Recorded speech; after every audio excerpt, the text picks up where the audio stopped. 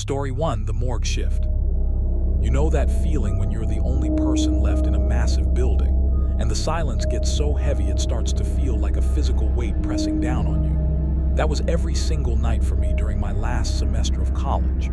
I took the graveyard shift at the county hospital morgue because the pay was insane, and honestly, I needed the money for tuition. Most people said they'd never work down there, with the smell of antiseptic and the constant hum of the refrigeration units. But me.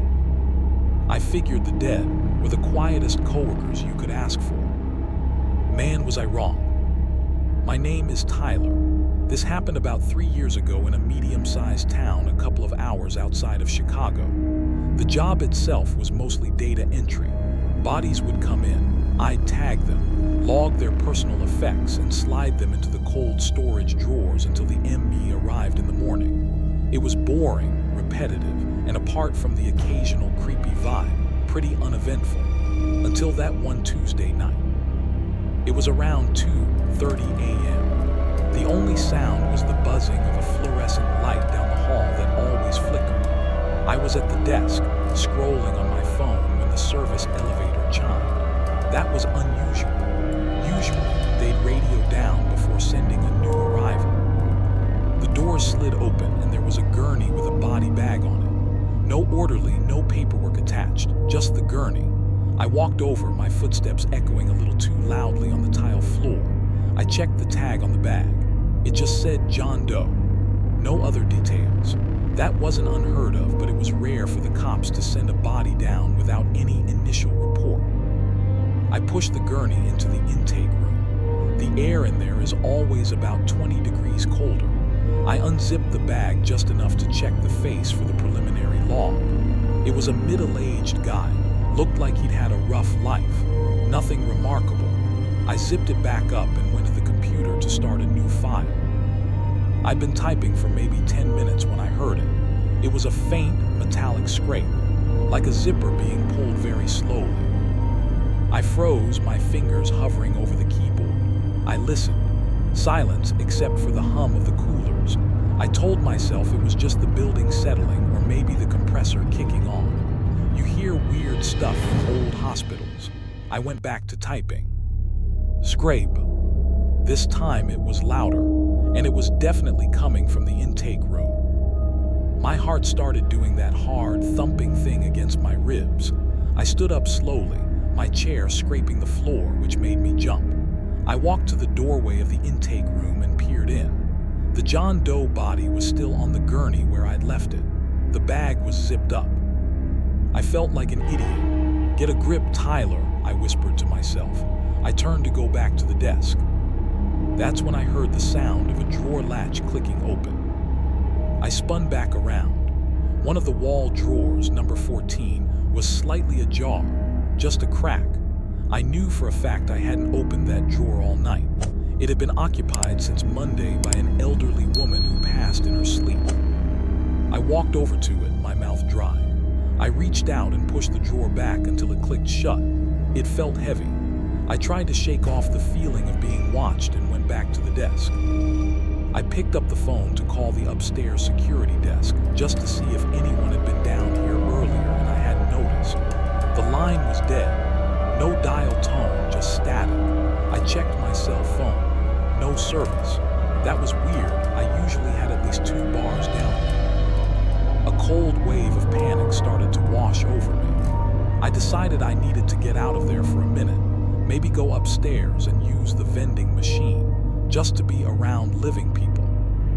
I grabbed my jacket and started toward the elevator. As I passed the intake room again, I glanced in. The John Doe body bag was unzipped all the way down, and it was empty. Every hair on my body stood up. I wasn't imagining it. Someone or something had gotten out of that bag. I backed away slowly, my eyes darting around the shadowy corners of the room. Then I saw it, in the reflection of the glass cabinet door across the room. Someone was standing behind me. I whipped around. Standing there, right in the middle of the hallway, was the old woman from drawer 14. She was wearing the same hospital gown she'd arrived in. Her skin was gray and her eyes were open, staring right through me. But that wasn't the worst part. The worst part was that she was smiling, a wide, impossible smile that stretched her skin too far. I didn't scream. I couldn't. I just bolted. I ran for the stairs, taking them two at a time, bursting through the heavy fire door onto the ground floor lobby. I ran right past the bewildered security guard and out into the cool night air. I didn't stop running until I got to my car in the parking garage. I drove straight to the police station, my hands shaking so bad I could barely steer. I told them everything. They sent a couple of officers back to the hospital with me.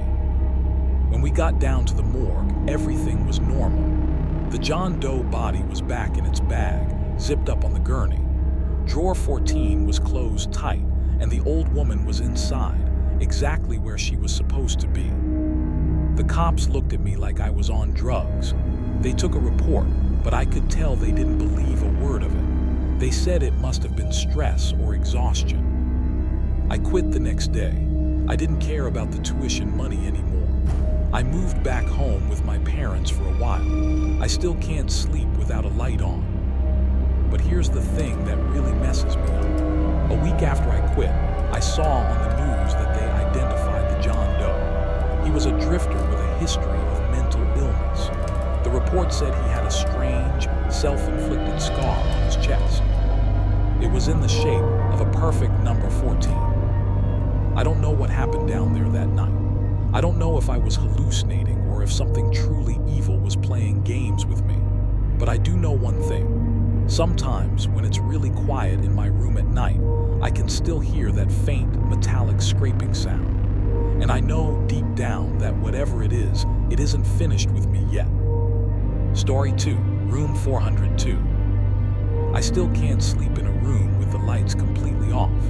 Not after what I found in that motel room off Interstate 80 last year. People always say to check under the bed for monsters, but nobody ever tells you to check inside the walls. My name is Jason, and this happened when I was moving cross-country from Ohio to Denver for a new job. I'd been driving for about 12 hours straight, and I was completely burned out. It was around 2:30 in the morning, raining hard, and my eyes were starting to play tricks on me with the highway lines. I had to stop. I pulled off at the next exit and saw a flickering neon sign from the Desert Sands Inn. It looked like the kind of place where dreams go to die, but I didn't care. I just needed a bed. The guy working the front desk looked like he hadn't washed his hair in a month. He didn't even look up from the little TV he was watching, just slid a heavy, rusty key across the Formica counter. It had a yellow plastic tag that read 402. Second floor backside facing the woods, he mumbled. I drove around back. The parking lot was basically empty except for a rusted out pickup truck. I parked in front of door 402 and hauled my overnight bag upstairs. The metal stairs clanged loud enough to wake the dead in the silence. The room smelled like stale cigarette smoke and industrial-strength lemon cleaner, trying to cover up something worse. The carpet was sticky. I didn't bother undressing. I just threw my bag down and collapsed onto the lumpy mattress. I was just starting to drift off when I heard it. Scritchy scratch. It was a slow, dry sound, like fingernails scraping against drywall. It seemed to be coming from the wall right behind the headboard. I banged on the wall with my fist. "Shut up, rats," I muttered. The scratching stopped immediately. I closed my eyes again. A minute passed. Then it started again, but louder this time, and faster, scritch, scritch, scritch. I sat up, wide awake now. That wasn't a rat. It was too rhythmic, too deliberate. It sounded almost intelligent.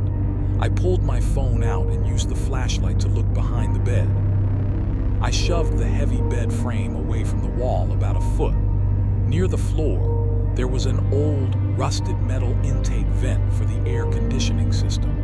The scratching was definitely coming from inside there. I don't know why I did this. If you were in my shoes, you probably would have just left. But I was exhausted and angry. I grabbed the edge of the vent cover and yanked. The screws were loose in the rotted drywall and it popped right off. I shone my phone light into the dusty hole. No rat, but shoved way in the back, covered in gray dust bunnies, was a cheap digital camera. I reached in and pulled it out. It was cold. The battery light was flashing red, almost dead. I pressed the playback button. There was only one video file. I hit play. The small screen lit up with a grainy, greenish night vision shot. The camera angle was tight and claustrophobic. It was looking out through the slats of a vent. My stomach dropped. I realized I was looking through the exact same vent I had just pulled the camera from. The camera was pointed squarely at the bed in room 402. In the video, a girl with long dark hair was sleeping in the bed where I had just been lying. The timestamp in the corner read, yesterday, 3:14 a.m. I watched frozen. For about 30 seconds, nothing happened. The girl just breathed softly. Then the audio picked up a sound. Clicking. The door to the motel room in the video slowly eased open. A tall figure in a dark hoodie stepped inside. He wasn't trying to be quiet. He was holding something heavy in his right hand. The girl on the bed stirred. She sat up, rubbing her eyes, and saw the figure. The look of pure terror on her face is something I'll never forget. She opened her mouth to scream, and the video abruptly cut to black as the battery died in my hands. I sat there on the dirty carpet in total silence. My heart felt like it was trying to break my ribs. I dropped the camera. I had to get out. I grabbed my keys and turned toward the door. That's when I noticed something that made my blood run cold. The deadbolt on my door was locked from the inside, which I remembered doing. But the brass chain latch above it was also engaged, slid firmly into the slot. I hadn't done that, I was sure of it. I reached out with trembling hands to undo the chain. It wouldn't budge, it was jammed tight. Behind me, from the direction of the open vent hole, I heard a voice. It was raspy and dry, like dead leaves tumbling over pavement. "Did you like the movie?" it whispered. I didn't turn around. Adrenaline took over. I threw my entire body weight against the door. The old wood splintered and the chain snapped out of the wall. I fell out onto the concrete walkway and scrambled to my car. I left my bag, my clothes, everything. I just drove. I called the cops from the next town over. 2 hours later, an officer called me back. He sounded annoyed. He said they checked the Desert Sands Inn. Room 402 was empty. My bag was gone. The bed was made, and the vent cover was screwed tight to the wall.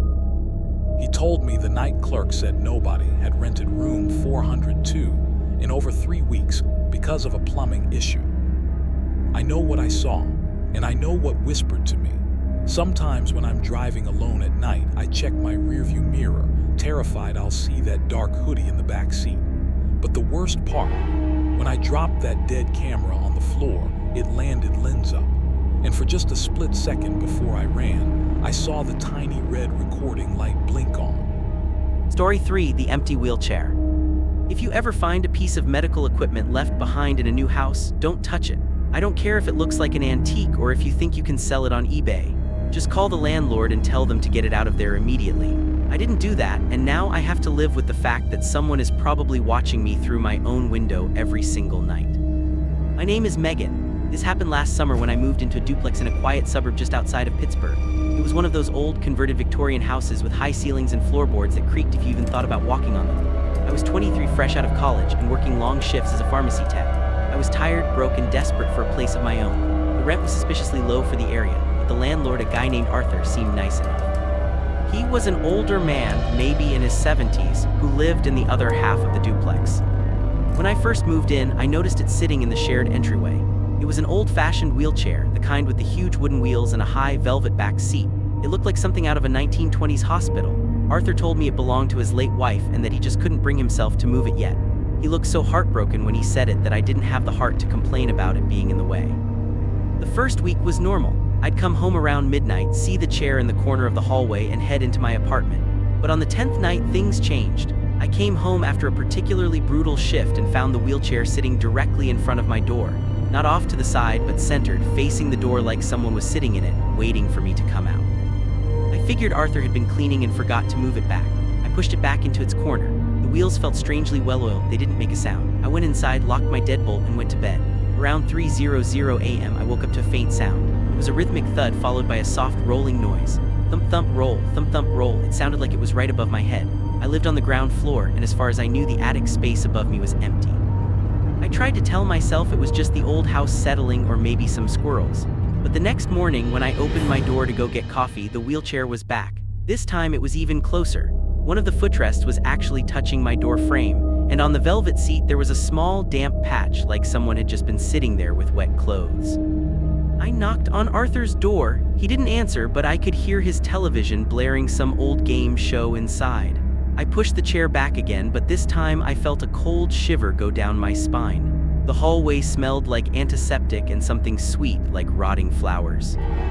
That evening, I decided to set up a small security camera I'd bought for my old dorm room. I hidden it on top of a bookshelf in my living room, angled so it could see the front door through the gap in the hallway. I went to work, but I couldn't focus. I kept checking the app on my phone. Nothing moved for hours. Then at 11:15 p.m., the motion alert went off.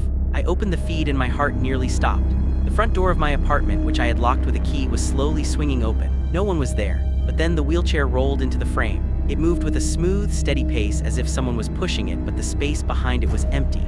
It rolled into the center of my living room and stopped. I called the police immediately. I told them someone had broken into my house. I drove home like a maniac, arriving just as 2 officers were pulling up. We went inside together. The apartment was exactly how I left it. The door was locked. The wheelchair was nowhere to be seen. I showed them the footage on my phone and they both went quiet. One of them pointed at the screen. "Look at the wheels," he said. In the video, as the chair rolled across my hardwood floor, the wheels weren't actually touching the ground. It was hovering about an inch above the floor. The cops searched the whole place, including Arthur's side. They found him in his recliner, but he wasn't watching TV. He had been dead for at least 3 days. The medical examiner said it was a heart attack, but here is the part that keeps me up at night. While the cops were processing the scene, I went back into my apartment to grab some clothes so I could stay at a friend's place. I noticed a small hatch in the ceiling of my closet that I hadn't seen before. I grabbed a chair, pushed the hatch open, and shone my light inside. It wasn't an attic, it was a crawl space filled with hundreds of photos. They were all of me, sleeping, eating, coming home from work. And in the corner of that dark, cramped space sat the wheelchair. But it wasn't empty anymore. There was a wig, a set of clothes identical to what Arthur's wife wore in the photos downstairs, and a pair of shoes that were still damp. Arthur hadn't been mourning his wife, he had been trying to replace her. He wasn't the one moving the chair, he had hired someone, a drifter I'd seen around the neighborhood, to live in the walls and play the part. The police never found the guy. They found a sleeping bag and a set of keys to every door in the building, but the man was gone. I moved out that night and never looked back. But sometimes when I'm staying in a hotel or a new place, I'll hear that sound, thump-thump roll, and I wonder if he's still out there looking for a new room to haunt and if he took that chair with him.